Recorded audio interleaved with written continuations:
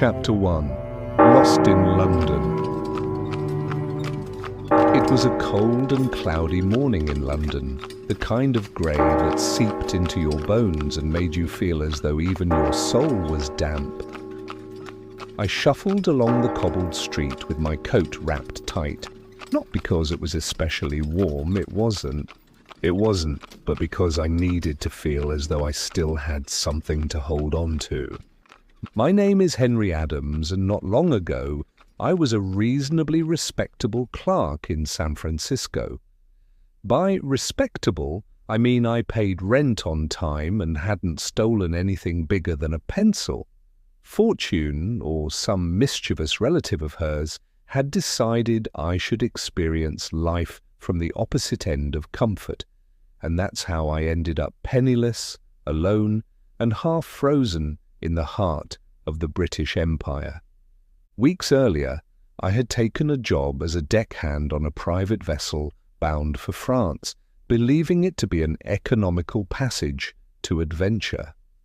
What I got was a hurricane, a confused captain, and a final destination that turned out to be Portsmouth, England, not Paris. When I stepped ashore, I had one pair of boots, no passport, and the equivalent of 8 cents in my pocket, none of which survived the first 2 days. London, I learned quickly, was not built for poor men. The city offered me an endless display of things I could not afford: steaming roast beef behind windows, warm gloves in shops, and rooms with fireplaces that existed only to mock me. I tried smiling at passers-by, but Londoners were too practiced at ignoring their own relatives to bother with strangers. I spent my nights under bridges, my days under suspicion. At one point I tried applying for work unloading ships, but the foreman said I looked too scholarly. He meant weak.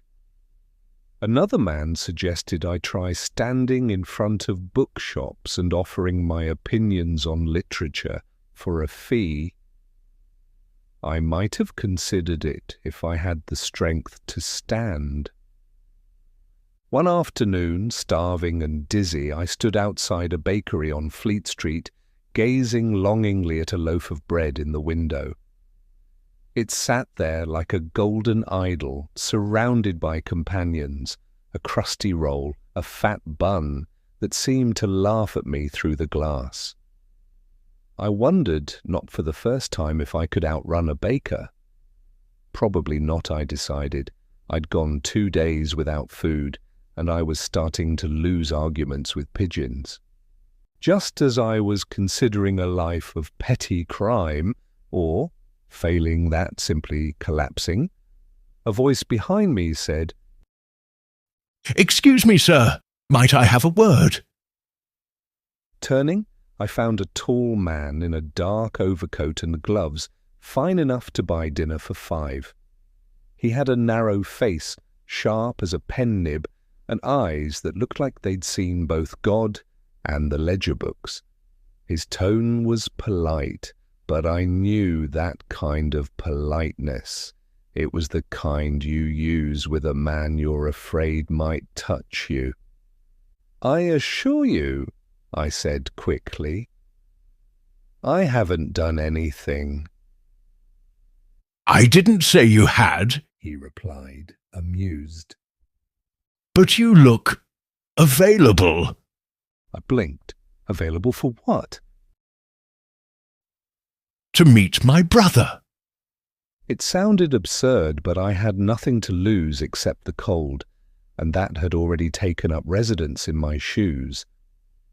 I followed him down 2 winding streets and into a quiet neighborhood that seemed to be made entirely of brick, money, and silence. The house we entered was grand but not gaudy. A servant opened the door before we knocked, which made me suspect the man had been watching me for some time. I was led into a high-ceilinged sitting room with 2 men inside. One was the gentleman I'd followed, and the other, presumably his brother, was older, greyer, and resembled a hawk who had once been a banker. They looked me over the way a painter looks at a blank canvas, not for beauty, but for potential. "So," said the elder brother. "you are in need of assistance." Yes, I admitted. Though if you're selling Bibles, I'm afraid I'm more of a practical atheist at the moment.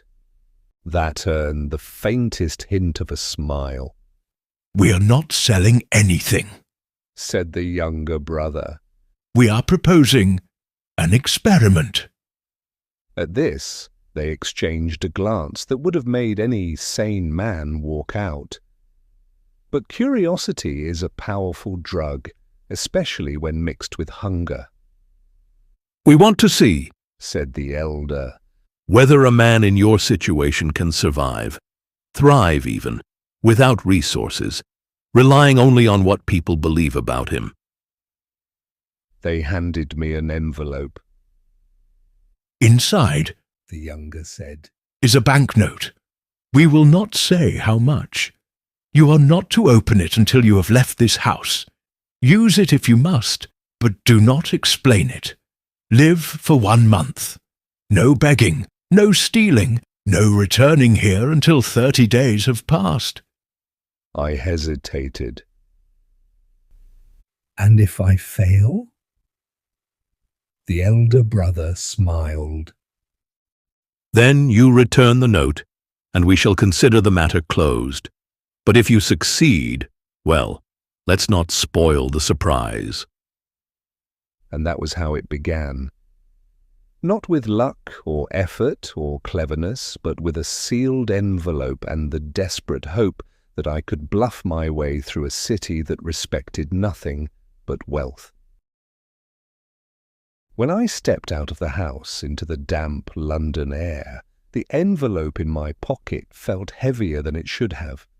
Not with paper, but with possibility.